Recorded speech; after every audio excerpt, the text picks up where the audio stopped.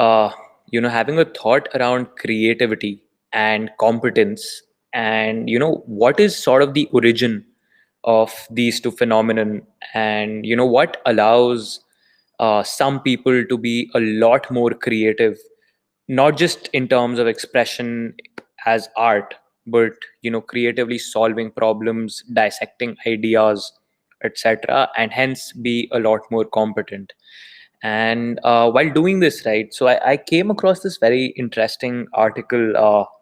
I'll just try to show on the screen, was in the Harvard Business Review, right? And it just gave in a couple of examples there. So I think that the first one, right, that I saw here was that of Charles Babbage, right? So he's the father of the modern computing, and again he devised the computation model primarily, which eventually led to developing silicon based machines that eventually we all use as computers and laptops right now. And something very interesting was that he had knowledge of the silk weaving industry based on his prior experience there. He worked there, and he so the way they use create to the process they use to create patterns in the silk fabric is exactly what he used to sort of power the initial versions of the computer, which was just punch cards code, and the code was coded in holes. So instead of zeros and ones that we have binary computing right now, it was done through zero holes in the card, right? And similarly, again, the second example here is that of Henry Ford and the revolutionary idea of car manufacturing uh, assembly line, that Ford was the first company to sort of mass produce automotive vehicles at scale, right? Which is what inspired their success. They did not necessarily make the best cars, but they could make a lot of cars. That was a distinction that sort of Ford, and the disruption that Ford created, and that he saw while working in factories of sewing machines and meat packing plants. And this sort of just got me thinking a lot about this book I had read called Range by David Epstein, right? And this book's entire argument essentially is, it's in the modern times that we live in, it's actually a lot better to be a jack of all trades than a master of just one. I'm oversimplifying it, but that's the core point there. And I think that one of the greatest examples that I saw in the book was that of Roger Federer versus the Tiger Woods model. So this is very interesting, because Tiger Woods, what happened with him is, at the age of 3, his father saw him just toying around with a play golf club. And his father was a golf player, and not professionally, but he played golf, right, in that sense. And he sort of recognize that talent and propensity in Tiger Woods at that point. And just from the age of 3, it was just golf, 10 hours a day, 7 days a week for Tiger Woods. And, eventually, obviously, he went on to achieve massive success professionally in terms of his career, and he was competent, right? Taking, ignoring whatever happened in his personal life, but you cannot really argue and debate with the fact that he was one of the most competent entities in sport to ever exist. And this is very intuitive to sort of the messaging and the education that we all receive, whether you call it the 10,000 hour principle, as it's called in pop culture now, wherein you have to give in those 10,000 hours in a specific craft to achieve mastery in that craft, and maybe be the best in the world. And that's how you can sort of create any level of impact that you're trying to. But on the other hand was Roger Federer, right? So Roger Federer did not specialize in tennis at all, right? So I mean, till the age of 18, he played, whether it's football, whether it's tennis, whether it was cricket, etc., right? He played a wide range of sports, and to the dismay of his parents, actually, because his mother was a tennis coach, and even she was not really fond of the idea of Roger Federer going into tennis. But he eventually, whatever happened, he ended up in tennis. But the moment he sort of started focusing on tennis, then he changed the game. He changed the way the game was played in its entirety, right? And he had moves, and he had a way to play tennis that no other tennis player before him could, right? I mean, growing up, we would talk of other legends in tennis, but once Federer was on the scene, he just changed the game to suit himself. And a lot of it, from his interviews and everything, realize is he attributes a lot of his creativity that he expresses and the way he plays the sport in the fact that he actually played a lot of other things, right? He learned different ways to sort of move his body, different ways of coordination of his, not just hand, eye, leg, etc., right? The limb eye coordination in a wide range of different sports, and that is what led him to sort of excel in that. And so this is, again, this just goes to show the inherent point that we're sort of trying to have, right? The inherent point which I'm trying to make is, nowadays, I mean, whether you take the very famous example from Three Idiots, wherein life is a race, and if you don't run fast, etc., there is a constant pressure to sort of specialize early. For us, at 18, for example, you decide the discipline you're going to major in. Post that, you continue to go on that specific trajectory that you've planned out for the rest of your life. But actually, if you there was this really interesting Harvard study that sort of flipped this narrative on its head, wherein they interviewed and sort of studied the lives uh, of different professionals in a wide range, from law to whether it's engineering, whether it's technology, whether it's investment banking, etc. And what they found out was that the peak performers, right, at ages 30, 35, 40, and so on, a lot of them actually ended up doing completely opposite to what they actually specialized in and majored in. And they had a wide range of experiences in different industries doing different sort of work before they finally found the one thing that appeals to them. And very interestingly, all of these people within themselves thought that they were the outliers, that this was not how it's supposed to be. But when they analyzed this data at scale, success, like at a post 30 age level, was actually dominated by people who failed a lot in their 20s because they were doing a bunch of different things. And this sort of brings me to when I first read the book, I had put out a few tweets regarding this idea that we have. And so once something really interesting that I sort of noticed is, if you think about it, we learn who we are in practice, not in theory, right? So I mean, if you look at the game of life in that way, right, if you treat it as this game wherein there is a certain objective that you want to achieve, we'd be much better off following a model of experimenting a lot, then reflecting on that, and then sampling to more experiments in that continuous cycle, right? And there are two really core aspects to it. One, the first part comes in the initial stages of our life, so whether it's 16, 18, 20, till about 25, 26, whatever that number may be, wherein it's a lot about sampling a lot of things to find your perfect match, right? The perfect match for you going in. So, and the only way you can sort of achieve that perfect match is not really if you decided at 18 you're going to major in a specific thing and you continue to do it, but you keep on trying a bunch of different things, maybe a bunch of ancillary things within the same sort of domain to start with, or you can go wild and experiment a bunch. But ultimately, what you should really try to do is optimize for match quality. And again, it's really a process until you keep on sort of trying different cuisines or different dishes as a child, until you figure out, okay, maybe Asian's my favorite, or Italian something that I really like. Imagine if you were just allowed to eat Asian for the first 18 odd years of your life. You would never find out if sort of Italian's the cuisine that you want, uh in terms of very simplistic analogy.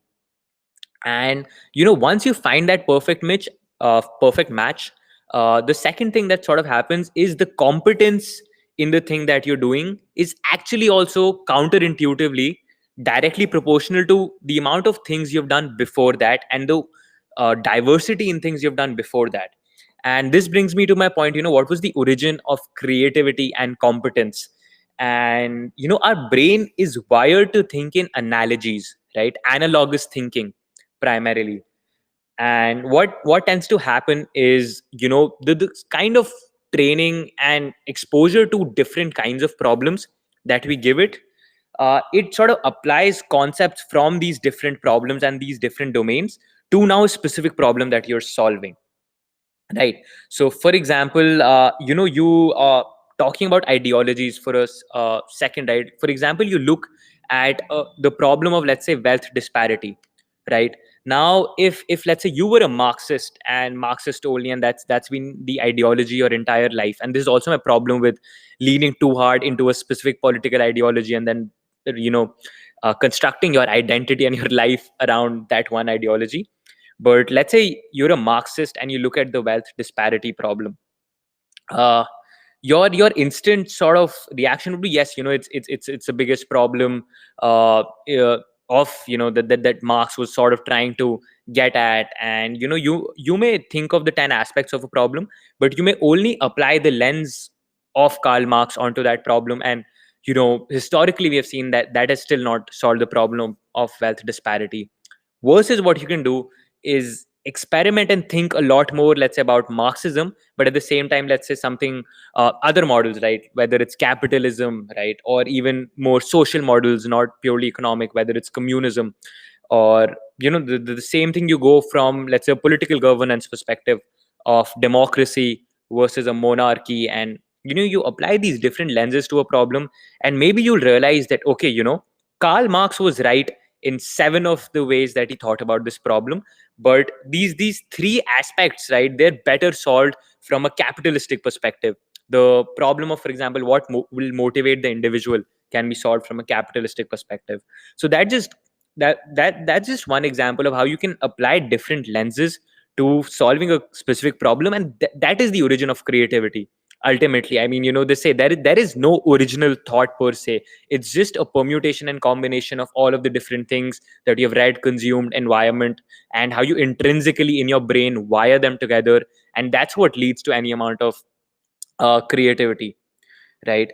And so the again, not gonna rant too much about the 10,000 hour philosophy, because again, so in a very simplistic sort of world, right, which is the which we're all in a way a product of industrialization. So wherein you are supposed to work in a factory 9 to 5, this is the one task you do, etc. There, in a model like 10,000 hours works really well because you're specialized at doing that one specific thing, being that perfect tool in sort of a factory that's churning out goods, and it's very efficient in that manner. But the sort of calibration that we've forgotten is, once obviously our industrial age is over, we're all doing a lot more different pursuits in life, whether essentially everywhere you're just solving problems, right? Whether you're working in a large company or at a startup or anything, you're essentially just solving problems, and they require ideas. And the origin of ideas is when you've actually been in what's defined as a wicked environment. A wicked environment is essentially the game of life, where the rules are not set in stone. It's very dynamic, it's very fragile, it's very fluid. Things keep on changing one after the other, right? And most games in life, right, whether it's business, whether it's relationships, if you think about it, these are all wicked games.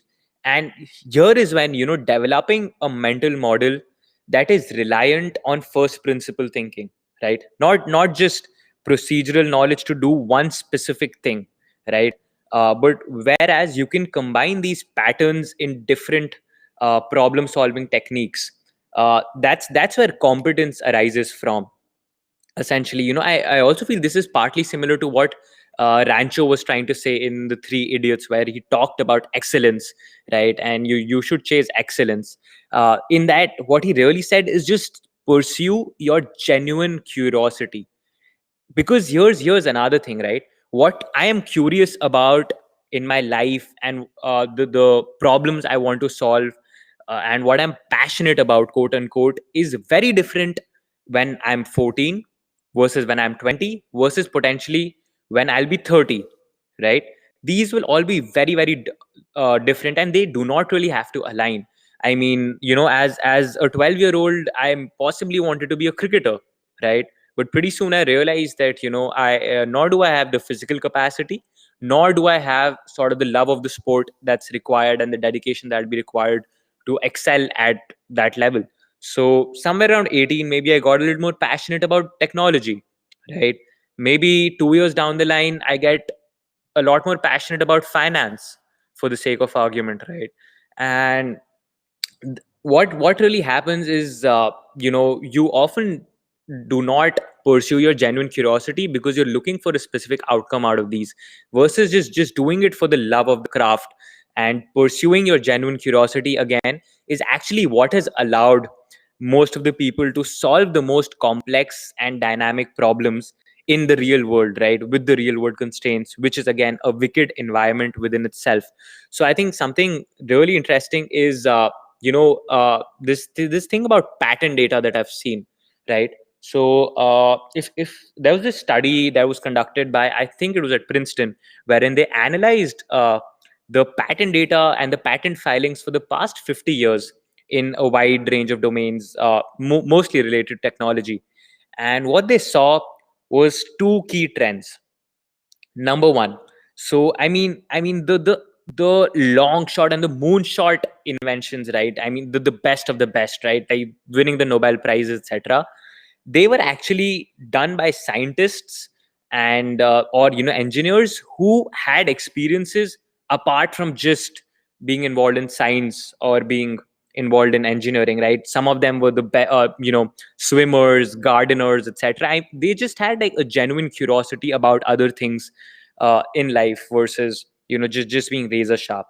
The second trend that they saw was often the best inventions came out of environments where it was not just a specific physicist, let's say, looking at a problem, but you had a physicist with someone from a chemistry background, and someone from the biology background, and then an engineer, and maybe even musicians in certain patent inventions, right? And that's this culmination of a wide range of different ideas and different experiences is what sort of created the best of the best invention. So I think that's also how curiosity and competence come in. So which is why, I mean, again, the core point being, nowadays it's a lot more fruitful for yourself, for your own satisfaction, as well as for the impact that you want to create, to have a wide range of experiences across a bunch of domains and be a generalist and sort of be a master of